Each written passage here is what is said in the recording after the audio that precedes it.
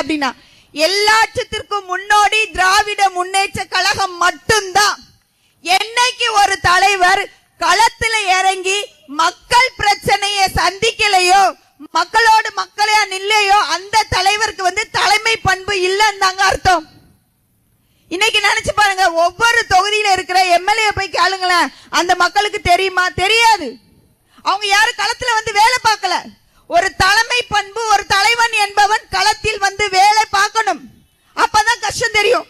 இன்னைக்கு நீங்க எல்லாரும் சேர்ந்து அண்ணாச்சி அவர்கள் இந்த இடத்துல அமர வச்சிருக்கீங்கன்னா, நீங்க எப்பனாலும் அவரை தொடர்பு கொள்ளலாம். உங்கள் பிரச்சனையை எப்பனாலும் அவர்கிட்ட போய் சொல்லலாம்.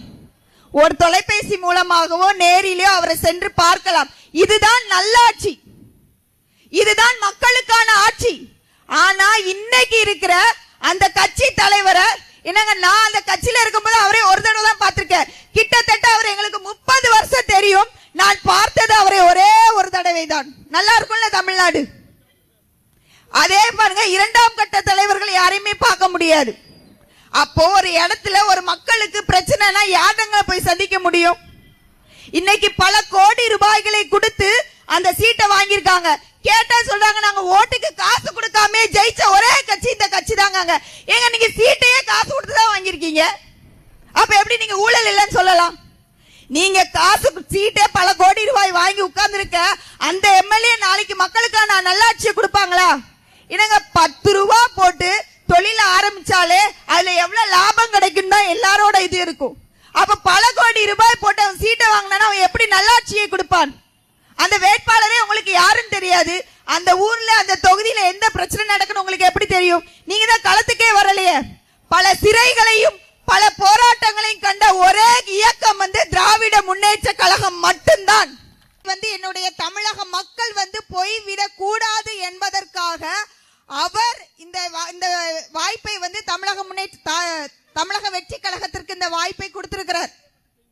எந்த அரசியல் கட்சிகளும் செய்யாத ஒரு பெரிய விஷயத்தை தலைவர் மு.க. ஸ்டாலின் அவர்கள் செஞ்சிருக்காங்க. ஆனா இன்னைக்கு ஆட்சியில் அமர்ந்துகிட்டு நம்ம திராவிட முன்னேற்ற கழகத்துக்கு ஸ்கெட்ச் போடுமா போட வேண்டாமான்னு அவங்க சொல்லிட்டு இருக்கிறாங்க. என்னைக்கும் ஒருத்தர் செய்த நன்றியை யாருமே மறக்க கூடாது. இதுதான் தமிழர் பண்பாடு. ஆனால் நான் இந்த இடத்துல நிக்கிறதுக்கு காரணம் திராவிட முன்னேற்ற கழகம் எனக்கு கொடுத்த அங்கீகாரம். நான் தமிழக வெற்றி கழகத்தில் நான் பயணித்தேன். ஆனா அந்த கட்சி எனக்கு அங்கீகாரத்தை கொடுக்கவில்லை. திராவிட முன்னேற்ற கழகத்தின் தலைவர் ஸ்டாலின் அவர்களும், அண்ணன் உதயநிதி அவர்களும், அக்கா கனிமொழி அவர்களும், என் அன்பான சகோதரர் அண்ணாச்சி அவர்களும் எனக்கு கொடுத்த இந்த வாய்ப்புக்கு நான் முதற்கண் என் நன்றியை தெரிவித்துக் கொள்கிறேன். அவர் என்ன சொன்னாரு? தமிழக வெற்றி கழகத்தின் தலைவர் என்ன சொன்னார்னா, நான் ஊழல் இல்லாத ஆட்சியை, என் உயரத்தை விட்டுவிட்டு, என்னுடைய பெரிய செல்வத்தை விட்டுவிட்டு நான் இந்த தமிழக மக்களுக்காக ஒரு பெரிய மாற்றத்தை கொண்டு வரதுக்காண்டிதான் இந்த அரசியல் கட்சியை தொடங்கினேன்னு சொன்னாரு. ஆமாவா இல்லையா? ஒரு பெரிய மாற்றத்தை இந்த தமிழகத்துல நான் கொண்டு வருவேன் அப்படின்னு சொன்னாரு. என்ன மாற்றத்தை கொண்டு வந்தாரு? இதற்கு முன்னாடி ஆண்ட தலைவர் எம்ஜிஆர் அவர்களை அவர் எடுத்துக்காட்டா சொல்றாரு. அவர் எப்படி ஆட்சி செஞ்சார் அப்படின்னா, அவர் கட்சியை அவர் சொந்த உழைப்புல சொந்த காசு போட்டு வளர்த்து கட்சியை உருவாக்குனாரு.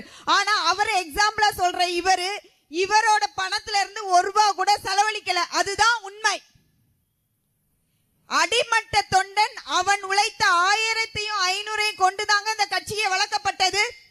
இந்த கட்சிக்கு உண்மையாக உழைத்தவர்களுக்கு எந்த பதவியும் பொறுப்பும் கொடுக்கப்படவில்லை. இன்றைக்கு திருச்செந்தூர் சட்டமன்ற தொகுதியிலே வேட்பாளராக இருக்கிற ஜே.கே.ஆர். முருகன் எத்தனை கோடி கொடுத்து இந்த வேட்பாளர் வாங்கினார்னு எங்களுக்கு தெரியுங்க. அதை நான் நிரூபிக்க தயாரா இருக்கேன். அவருடைய மனைவிக்கு துணை பொதுச் செயலாளர் கொடுத்தாங்க. அவங்க எத்தனை கோடி ரூபாய் கொடுத்து இந்த கட்சியில இந்த வாய்ப்பை பெற்றாங்கன்னு தெரியும். இத்தனை ஊழல்களையும் செஞ்சுட்டு அவங்க சொல்றாங்க, ஊழல் இல்லாத ஒரு மாற்றத்தை உருவாக்குறதுக்கு நாங்க தமிழக வெற்றி கழகம் வந்திருக்கேன் அப்படின்னு சொல்றாங்க. என்னங்க, 234 தொகுதிகளில 150க்கு மேற்பட்ட வேட்பாளர்கள் பணத்தை கொடுத்துட்டு தான் வந்திருக்காங்க. இதே இருக்கிற நம்ம ஸ்ரீவைகுண்டம் தொகுதியில ஜெயிச்சிருக்கிற எம்எல்ஏ சரவணன், எல்லாருக்குமே தெரியும் அவர் எப்படிப்பட்டவர் என்று. தெரியுமா தெரியாதா? இவரை வச்சுதான் நீங்க ஊழல் இல்லாத ஆட்சியை இந்த ஸ்ரீவைகுண்ட தொகுதியில உருவாக்க போறீங்களா? சீக்கிரமா அவருக்கு அமைச்சர் கிடைச்சிரும் சொல்றாங்க. நல்லாதான் இருக்கும் கட்சி. மக்களும் நல்லா தான் இருப்பாங்க. இன்னைக்கு இந்த இடத்துல உட்கார்க்கிற அண்ணன் அனிதா ராதாகிருஷ்ணன் 6 முறையை கடந்து 7வது முறையாக இந்த திருச்செந்தூர் தொகுதியில வந்திருக்கிறாரு அப்படின்னா அவர் மக்களுக்கு எவ்வாறு நலத்திட்டங்களையும் நன்மைகளையும் செய்திருப்பார். எந்த ஒரு சட்டமன்ற வேட்பாளர் மக்களோடு மக்களாக களத்தில் நின்று மக்கள் பணியாற்றுகிறாரோ அவருக்கு தான் தொடர்ந்து வெற்றி கிடைக்கும். அதற்கு சிறந்த உதாரணம் நம்ம அண்ணாச்சி அவர்கள். ஆனா நிறைய தொகுதியில அந்த தமிழக வெற்றி கழகத்தின் தலைவருக்கு தெரியாது யாரு வேட்பாளர்னு.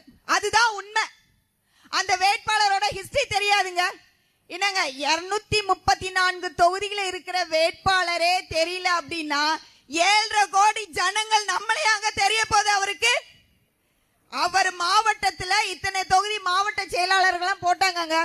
மாவட்டத்துல நடக்கிற பிரச்சனையே உட்கார்ந்து அவரால் பார்க்க முடியல அப்படின்னா என் தமிழக மக்களின் பிரச்சனையவா அவர் சட்டசபையில உட்கார்ந்து தீர்க்க போறாரு?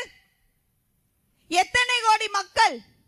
சாதாரண 234 வேட்பாளர்கள் யாரு என்ன அவங்க எங்க இருந்து வந்தாங்க எதுவுமே தெரியாது. என்னங்க பாலியல் குற்றம் செஞ்சவரும் வேட்பாளர் தான்,